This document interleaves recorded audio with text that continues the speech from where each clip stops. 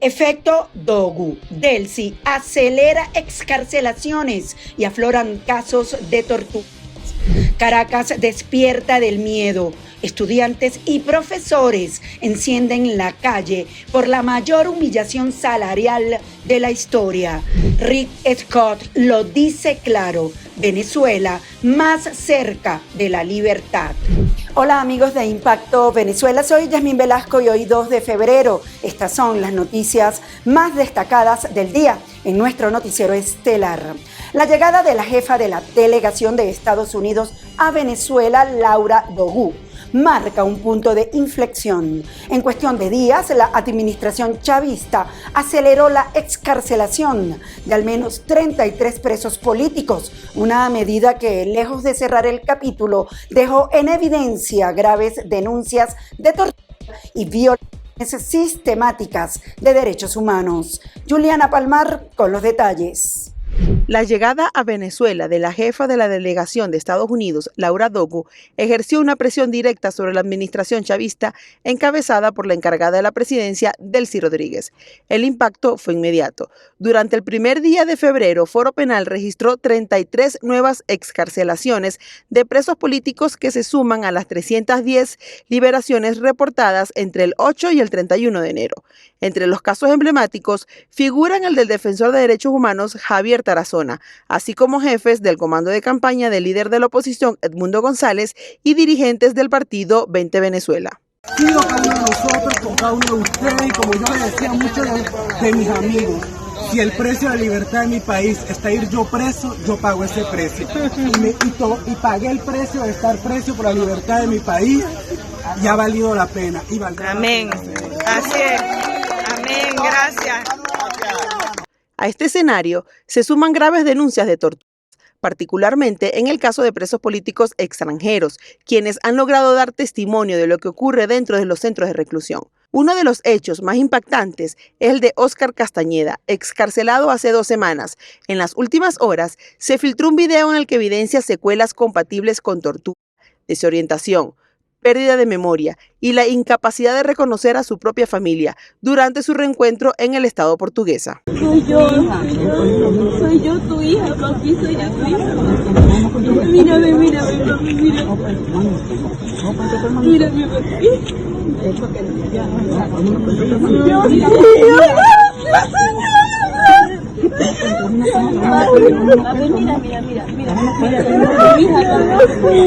Organizaciones de derechos humanos señalan que la ley de amnistía no busca perdonar delitos, sino corregir detenciones arbitrarias, al beneficiar a personas acusadas de hechos que no cometieron.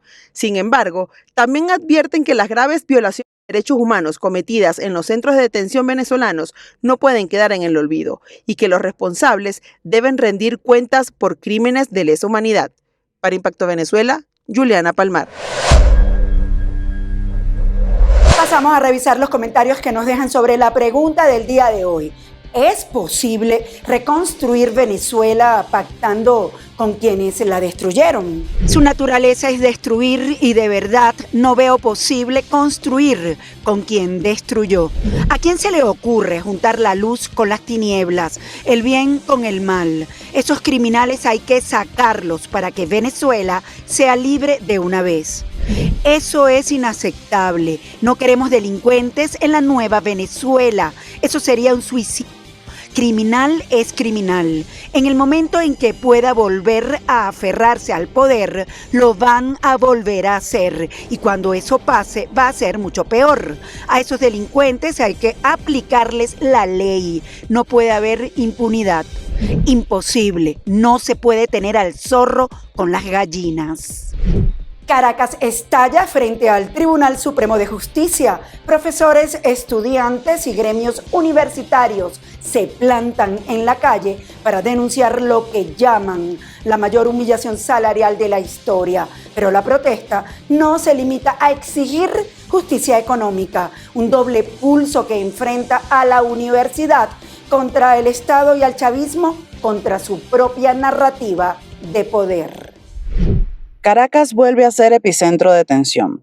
Profesores y estudiantes universitarios de distintas casas de estudio se concentraron frente al Tribunal Supremo de Justicia para exigir mejoras salariales y denunciar la omisión constitucional del Estado. A la fecha, el salario mínimo se mantiene congelado desde 2022 en 130 bolívares y hoy representa menos de medio dólar. Salario justo ya, salario justo ya, salario justo ya.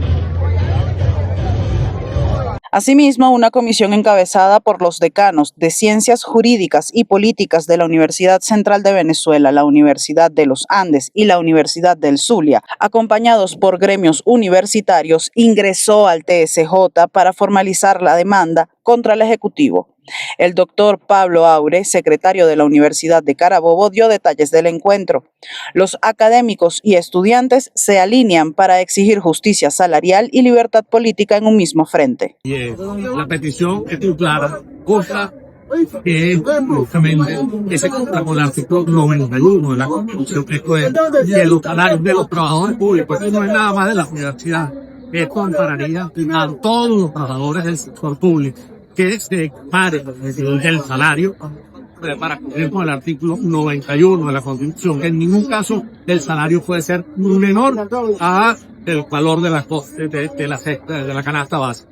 De eso se trata, pues una acción y que la haya sido los decanos de las facultades de Derecho de las principales universidades del país cobra mayor valor.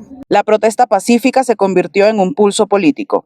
Mientras los universitarios exigían derechos, el chavismo también convocó a una concentración en las inmediaciones del Tribunal Supremo, buscando contrarrestar la narrativa de crisis. Un punto de propuesta en cada uno de los motores productivos, en el sector agroalimentario, en la industria, en la petroquímica, en el sector eléctrico, en las telecomunicaciones, en todos los sectores, en el turismo, entre otros.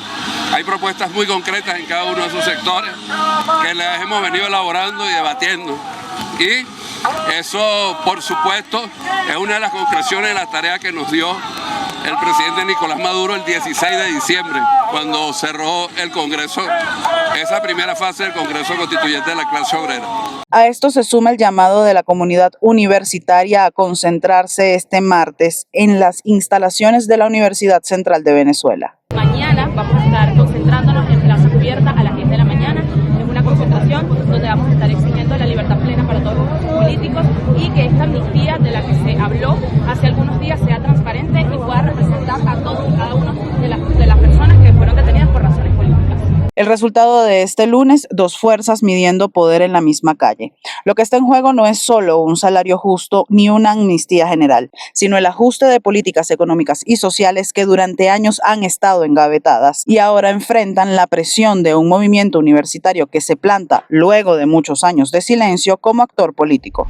Tras largas semanas de distancia en Washington, la líder opositora María Corina Machado se aferra a la convicción de que la mirada del mundo impedirá que el chavismo atente contra ella. Al desestimar la capacidad del régimen, Machado obliga a definir quién dirige realmente el poder territorial. Permitir su libre movilidad validaría la pérdida del control represivo, mientras que una detención arbitraria dinamitaría la reacción de Estados Unidos. Génesis Pérez nos cuenta más. En la Venezuela posterior a la captura de Nicolás Maduro, la figura y el posible regreso de la líder opositora María Corina Machado se ha convertido en un detonante capaz de reconfigurar alianzas, activar traiciones y exponer la fragilidad de un chavismo interino que gobierna bajo presión extrema. Desde Washington, Machado lanzó una frase que retumba como un desafío directo. No cree que se atrevan a atentar contra su vida. Su seguridad, admite, no descansa en garantías institucionales, sino en la presión que Estados Unidos ejerce sobre Caracas. You know, things are changing very fast in Venezuela. If they had captured me before I left, I probably would have been disappeared or worse. Right now, I don't think they would dare to kill me because of the United States' presence and pressure and actions. Esa certeza transforma su eventual regreso en un pulso geopolítico. Cualquier agresión contra ella tendría consecuencias diplomáticas, económicas y políticas que el régimen no está en capacidad de soportar. Por eso, más que protegerla, el chavismo le teme. En los pasillos del poder, su retorno ya se lee como una amenaza interna. Facciones enfrentadas, mandos militares en tensión y redes de inteligencia activadas anticipan un escenario donde cada movimiento es vigilado y cada gesto puede interpretarse como una traición. Bajo esta nueva correlación de fuerzas, Washington reabre su embajada y Trump impulsa un acercamiento político. Delcy Rodríguez responde con gestos calculados, amnistía, cierre del helicoide y promesas de apertura. Sin embargo, el trasfondo es una carrera contrarreloj para evitar que el regreso de Machado simbolice el colapso del control chavista. A este pulso se suma el factor petrolero. La dirigente ya advirtió que desconoce las leyes energéticas del actual Parlamento y rechazó cualquier privatización sin un gobierno legítimo y orden constitucional establecido. Rule of law, long-term guarantees for foreign investment, for local investment. But one thing that is the most important of all, in my opinion, you need to have people, talent, specialized, professional, willing to work and develop these enterprises. What happened with the Venezuelan specialized talent? El retorno de María Corina Machado se perfila entonces como el capítulo más peligroso de la transición venezolana. Un movimiento capaz de encender conspiraciones, exponer pactos ocultos y detonar una crisis mayor. Génesis Pérez para Impacto Venezuela. Siguiendo las líneas de Estados Unidos para una recuperación a largo plazo de la economía venezolana, el régimen liderado por Delcy Rodríguez autorizó la exportación del primer cargamento de gas licuado de petróleo o GLP, una energía que se destinaba solamente para el mercado interno. Desde el chavismo, completamente subordinado a la agenda de Washington, aplauden y celebran. Internacionalmente el mercado se frota las manos y reacciona ante esta gigante reconfiguración. Quique Frías con el informe. Venezuela sigue un giro energético sin precedentes en su historia moderna. El régimen chavista, tutelado por el gobierno de Estados Unidos, dio luz verde para la exportación de una preciada energía en tiempos convulsos geopolíticos, el gas licuado de petróleo. Zarpó desde Venezuela el buque con el primer cargamento de gas licuado de petróleo. Marcamos este hito histórico al exportar la primera molécula de gas del país. No es un ajuste menor, es el abandono explícito del estatismo energético en tiempos de globalización, pero en lo político también representa pisotear la filosofía gubernamental del fallecido presidente Hugo Chávez. En sus espacios de propaganda, el régimen menciona sin miramientos que lo que había antes era atraso y lo que hay ahora en la era post-Maduro es estabilidad y futuro económico exitoso. Con esta nueva ley también se le da seguridad jurídica a estas empresas que veían de una u otra manera debilitada su participación en Venezuela y no veían un negocio. Bueno, por cierto, sí debería y es motivo de orgullo para todos los venezolanos y las venezolanas que estemos por primera vez, ¿verdad?, exportando gas de esta manera, pues gas licuado. Durante más de medio siglo, Venezuela construyó su economía moderna alrededor del petróleo. Nacionalizó la industria, creó y consolidó PDVSA, exportó crudo y algunos refinados. Mientras tanto, el gas quedó confinado al consumo interno. La veo 27 años retrasada.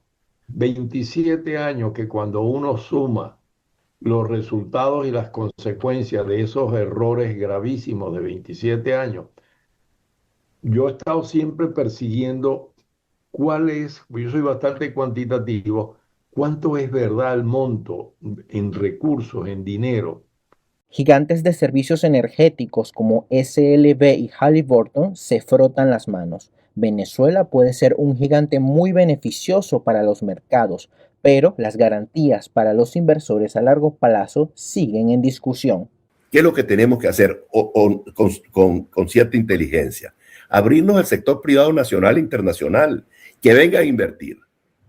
Pero tiene que haber garantías para que pueda invertir. Lo que dijo el presidente de Exxon en la reunión con el presidente Trump, pues tenía la razón.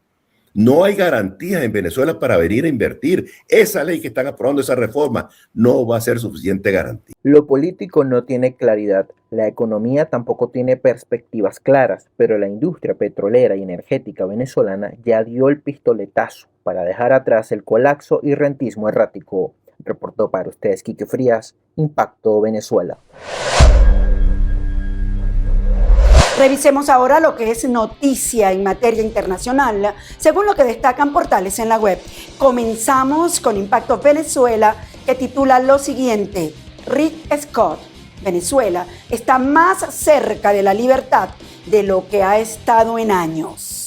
El senador estadounidense Rick Scott afirmó que Venezuela se encuentra más cerca de la libertad de lo que ha estado en años. En un mensaje publicado en su cuenta en la red social X, el legislador republicano advirtió que el reloj está corriendo para que Delcy Rodríguez libere incondicionalmente a todos los prisioneros políticos. Las declaraciones de Scott se suman a la presión internacional sobre el régimen venezolano en un contexto de mayor aislamiento diplomático y debate sobre los derechos humanos en el país. Gustavo Petro llegó a Washington para el esperado encuentro con Donald Trump.